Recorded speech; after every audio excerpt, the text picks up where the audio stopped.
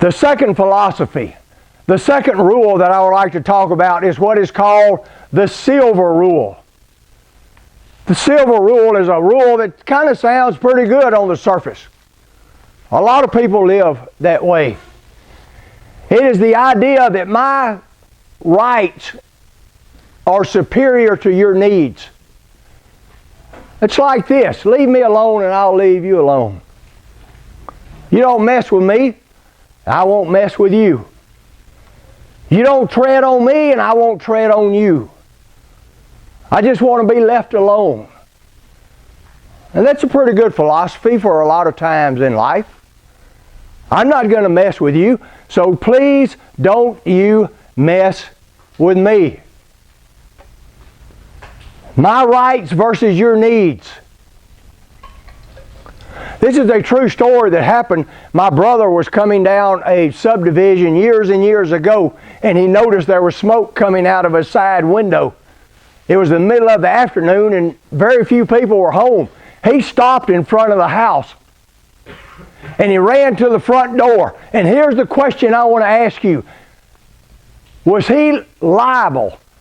Was he legally liable to go into the house and try to save who was there? Did he have a legal responsibility? And the answer is no. He could have stood outside. He heard a woman hollering. He could have stood there and listened as she burned up, and he would not have been prosecuted by the law. Because you cannot be legally bound to do such things. But luckily for her, he went into the door. She was handicapped, and he helped to get her outside. But he didn't have to. And the law would not have prosecuted him for doing that. But you need to understand, if you live by the silver philosophy, the silver rule, it is substandard. Jesus said after the parable of the talents in Matthew 25, He said at the end times, they will divide the saved from the lost. How do you divide the saved from the lost? He says the saved will be like the sheep. The lost will be like the goats. And he addresses the sheep first, but I want to go to the goats, because this is what he says.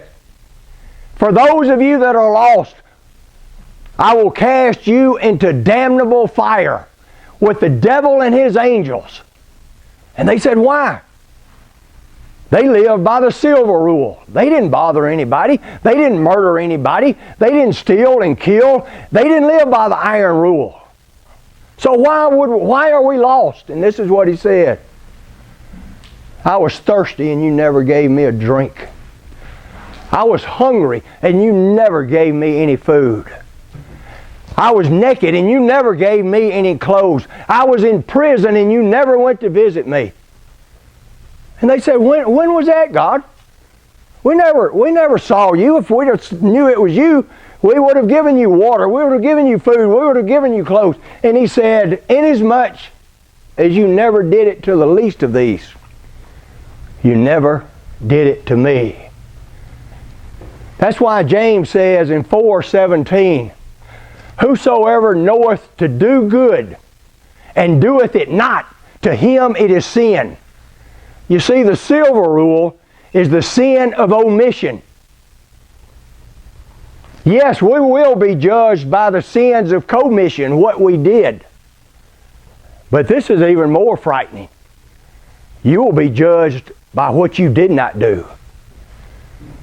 God will judge you on all of those times when you could have helped out in this situation, but you decided to pass by on the other side.